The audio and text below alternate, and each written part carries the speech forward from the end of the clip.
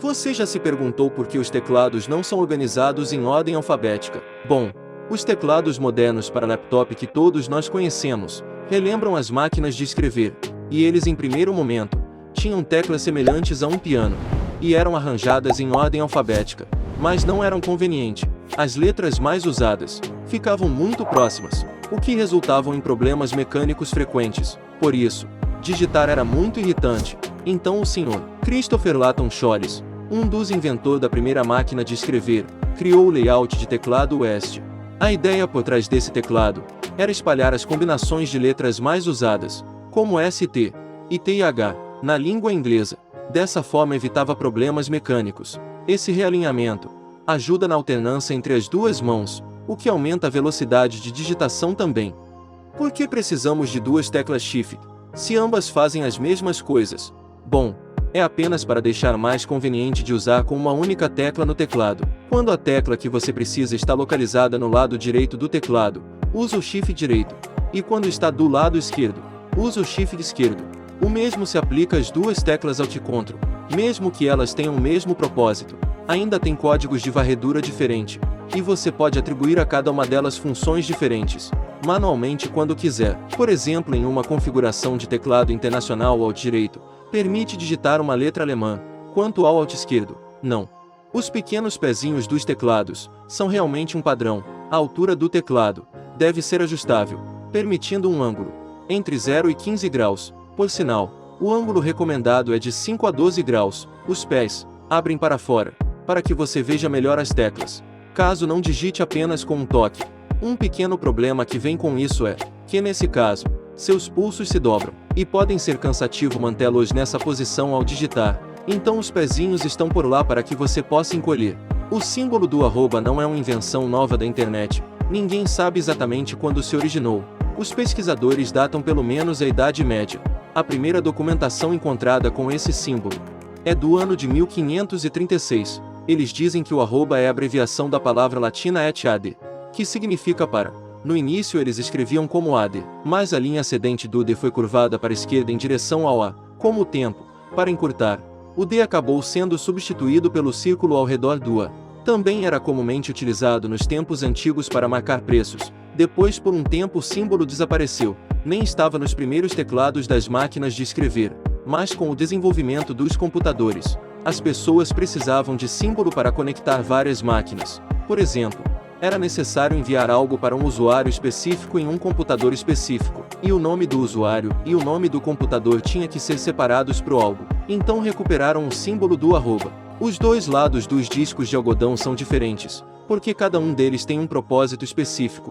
Um disco de algodão tem várias camadas para garantir que fica macio, forte, que possa absorver líquidos. A borda é costurada para manter tudo juntos. O lado liso é para aplicação, e o lado como padrão é melhor para limpeza e remoção de maquiagem.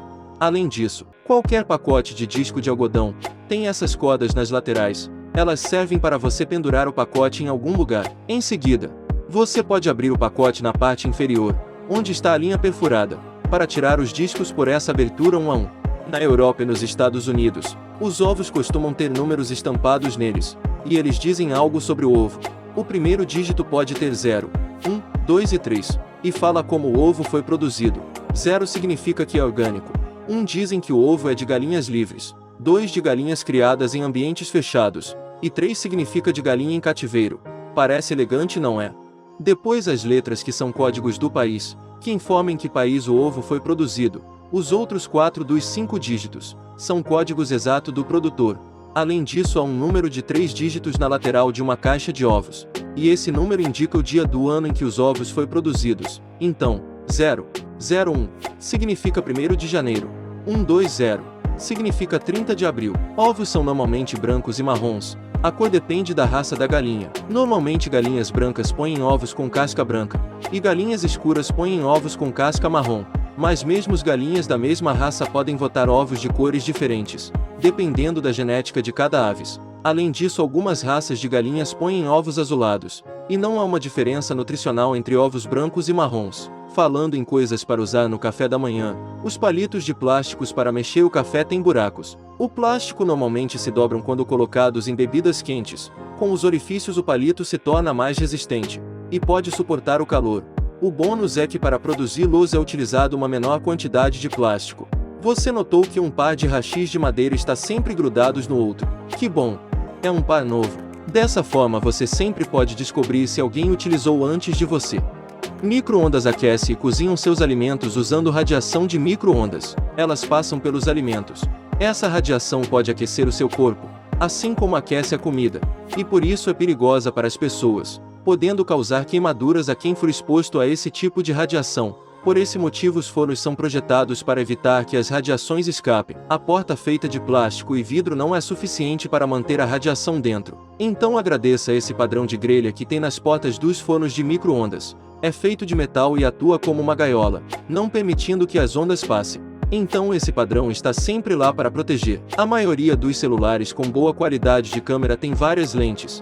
Cada uma delas serve com um propósito específico. Uma lente é normalmente utilizada para fotos próximas para obter detalhes mais nítidos, mas não é boa para capturar coisas em movimento.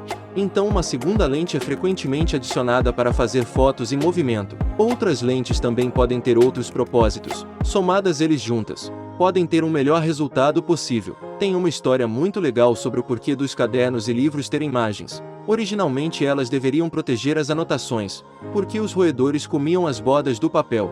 As pessoas queriam que nenhum texto danificava, então tiveram que se adaptar, começando a deixar alguns espaços livres nas bordas. Hoje em dia não temos mais esses problemas, mas as margens permaneceram por causa de muitas razões, incluindo estética, cadernação e deixar espaço para suas próprias anotações e comentários. Os roedores passaram para as mídias sociais. A maioria das casas particulares tem telhados triangulares. O problema é que se o telhado fosse plano, a água e ainda mais a neve se acumulariam lá em grandes quantidades. Com o acúmulo, o peso pode fazer o telhado desmoronar.